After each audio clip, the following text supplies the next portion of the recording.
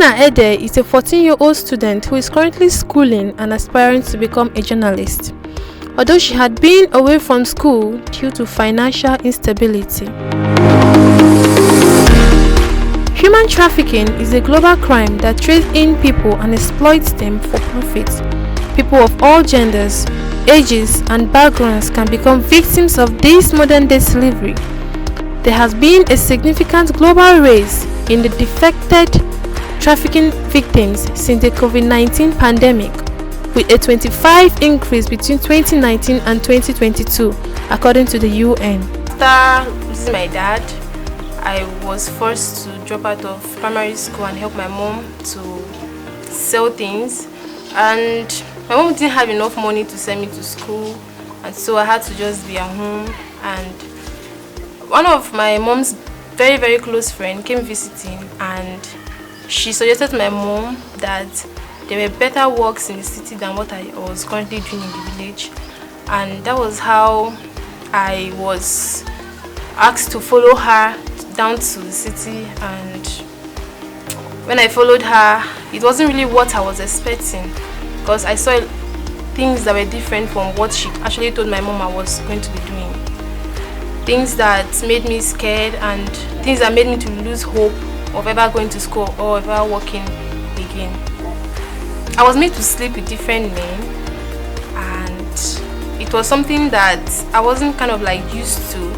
In a case of helping survivors like myself, I believe having a safe place for them to welcome them and just let them know that they're not alone in this world is another strong thing.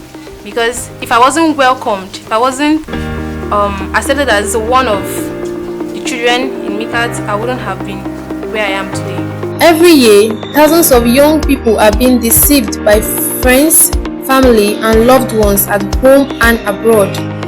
Tina's story is a warning and a call for hope that you can be who you want to be, regardless of your background.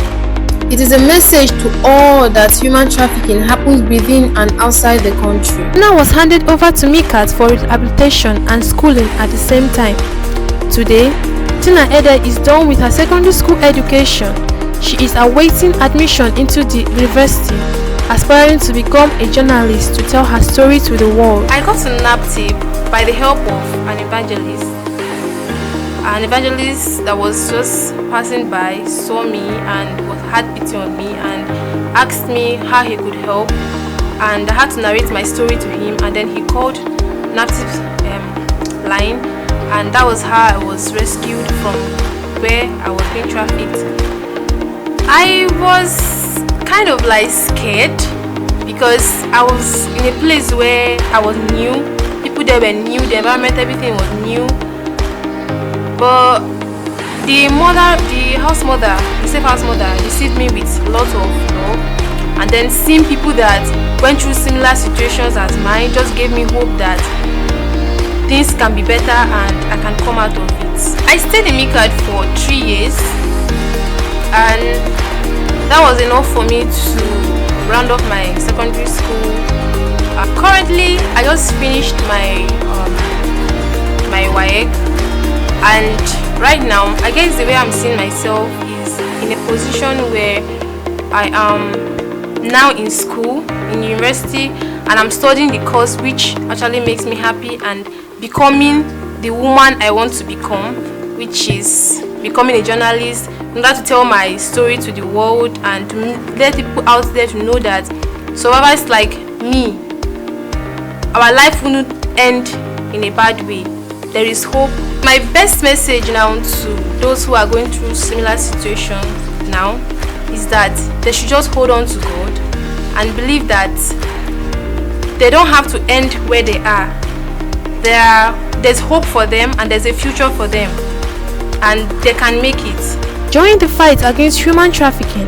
Learn the signs, spread awareness, and support organizations working tirelessly to combat this injustice. Together, we can make a difference.